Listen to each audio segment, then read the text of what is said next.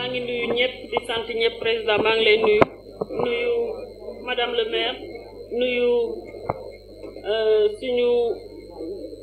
leader yi fi nekk yëpp doyen Diop Seynabou Sène ak ñeneen yëpp gis naa fi Pape Diop Amadou Sy Ale Dewle waa gis naa fi tamit Marie Ndong yéen ñëpp daal maa ngi lay nuyu 2 mandats bu ma limee daal dinaa juum donc sans compter waa jàppoo maa ngi leen di nuyu di kontaan bu baax seen teewaay ci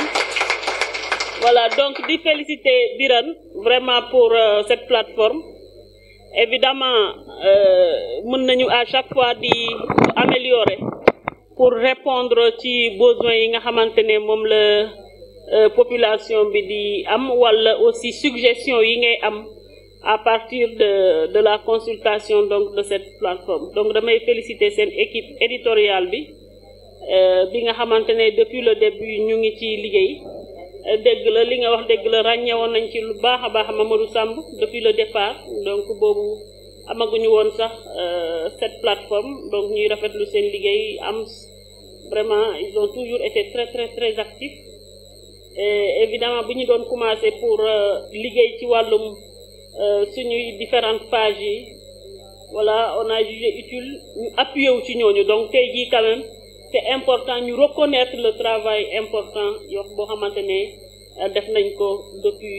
le début plateforme nag mu nekk comme ni ko président Doudou Keita waxee mu nekk benn vitrine comme niñ ko waxee rek fii nii vitrine la pour lépp li nga xamante ne moom la ñuy def ci activité nit mën koo retrouver au lieu ngay consulter Facebook après nga dem Twitter à partir de la plateforme mën nga am accès à toutes les pages donc loolu tamit mu nekk lu am solo ci sa présentation tamit mettre nga en exergue yenn organisation yoo xamante ne créé nañ ko fii notamment pour appuyer le secteur sportif et culturel li nga xamante ne def nañu ko ailleurs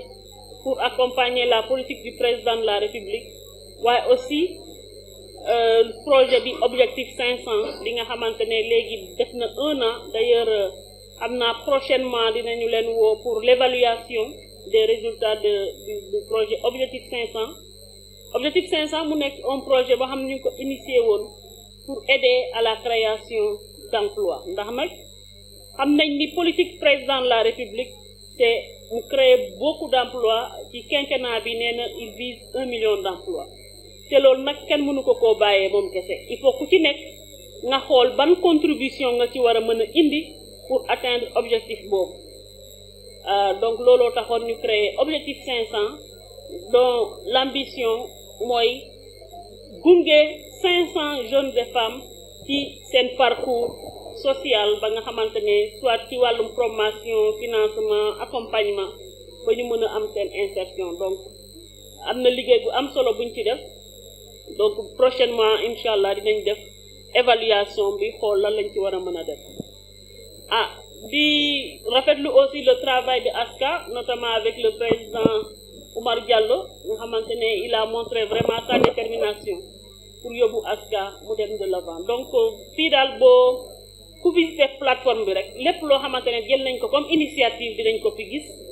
et dinañu mën a remonter vraiment activités yi nga xam ne jot nañ koo def en tout cas di inviter ñëpp rek ñu visiter la plateforme waaye aussi di ñu defaral ay suggestions pour lépp loo xamante ne yaakaar nañ ne buñ ko defee dina gën a nekk interactif le projet municipal nag léegi mu ñëw incha allah ndax projet municipal bi li tax mu yéex a yegg si dañoo bëggoon jeexal des consultations pour maintenant finaliser le projet xool est-ce que ñun li ñu bindoon méngoo na ak li nga xamante ne moom la population bi soxla véritablement donc loolu tey ji avec la clôture du dialogue de Keur Massar dans les prochains jours incha allah dinañu leen inviter pour lancer le programme municipal mais aussi yeneen activités yi nga xamante ne ñu ngi ko programmer après donc loolu daal peut-être laa ci bëgg a dolli rek en vous remerciant encore ci seen teewaay fii di rafetlu toujours rek taxawaay aussi Benno Bokk Yaakaar ndax nag c'est notre coalition, la coalition que préside le président de la République, la coalition bi nga xamantene mom mo porté ma candidature. Donc maa ngi leen di jaajëfal na à chaque fois qu'on les voit à côté dafay nekk réconfortant. maa ngi leen di gërëm bu baax a baax di leen sant.